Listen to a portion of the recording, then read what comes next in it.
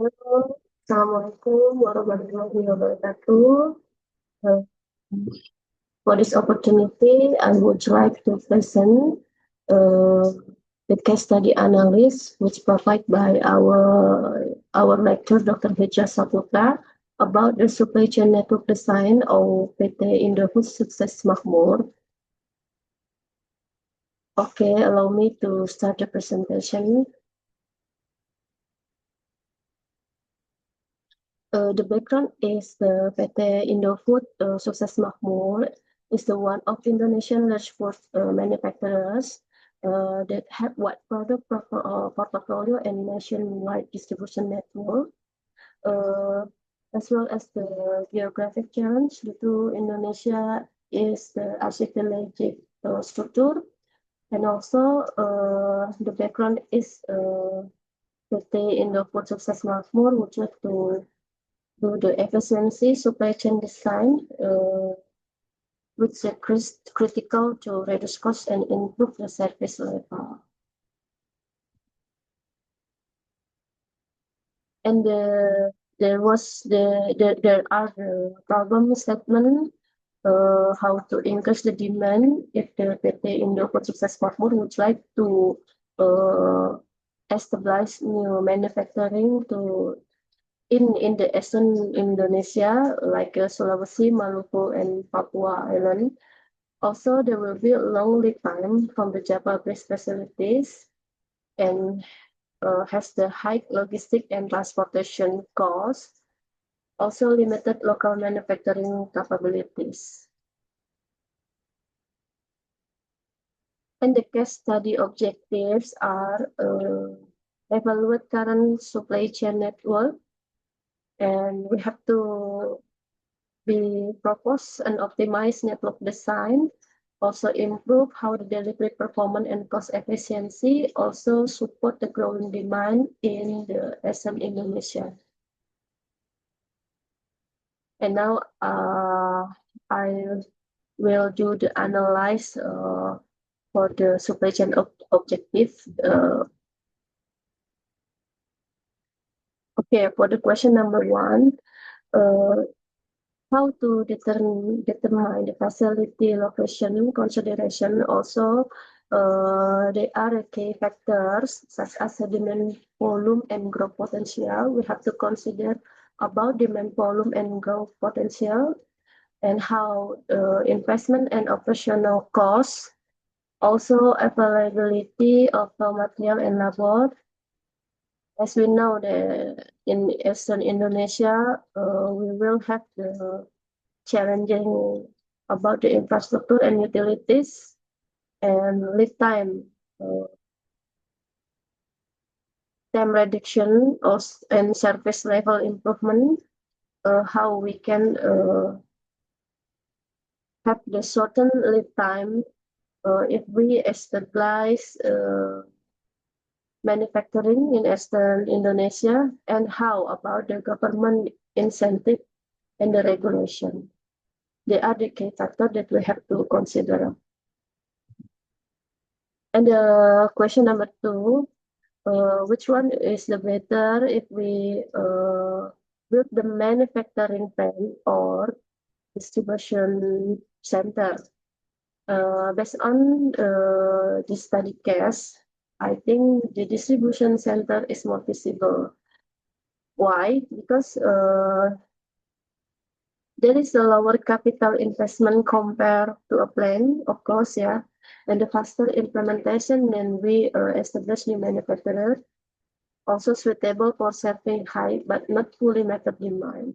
And we also can reduce lead time without complex production setup. And if we compare to establish new manufacturing plant, maybe we can consider for the long term if demand becomes stable and large scale. Yeah. And for the question number three,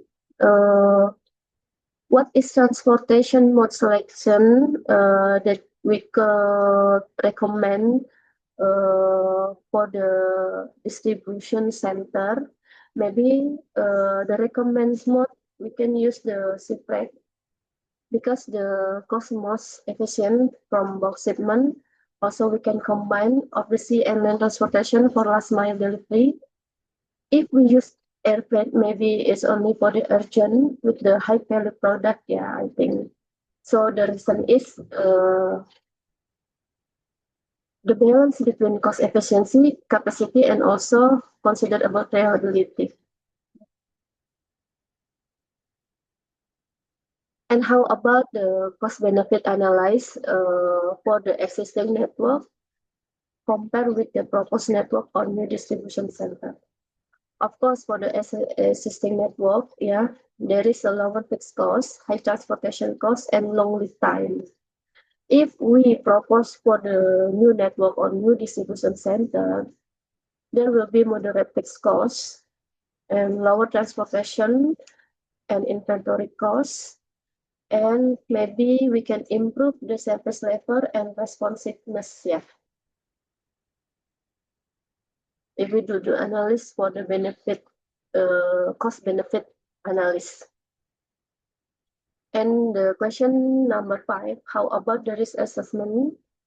Also, there are the potential risks, such as demand uncertainty. We always facing about demand which uncertainty and infrastructure limitation. As we know, maybe there will be hard to reach the location in Eastern Indonesia to reach to deliver the material and reach the location because the infrastructure I think not good, still not good in Eastern Indonesia. And also there will be transportation disruption, yeah. And the regulatory and local policy issue also as the one of the risk assessment. And how to mitigate for the risk strategies, mitigate the risks. Yeah, there is the strategies that maybe we can apply, like a past investment approach. We have to do the past investment approach and use of the 3PL logistic partner. Maybe we can get the cost more efficiency if we use the nominate their own the 3PL logistic. Also do the safety stock and buffer inventory and have the strong coordination with the local authorities, also continuous demand monitoring. And the conclusion and recommendation is if we compare build new manufacturing and distribution center, of course, establish a distribution center in Eastern Indonesia is more feasible to do, yeah. And we also can use the sea transportation as the primary mode because maybe government already applied the new, I think, good news from the government to reach the Eastern Indonesia. There is a toll out that maybe for the principal or manufacturing can get the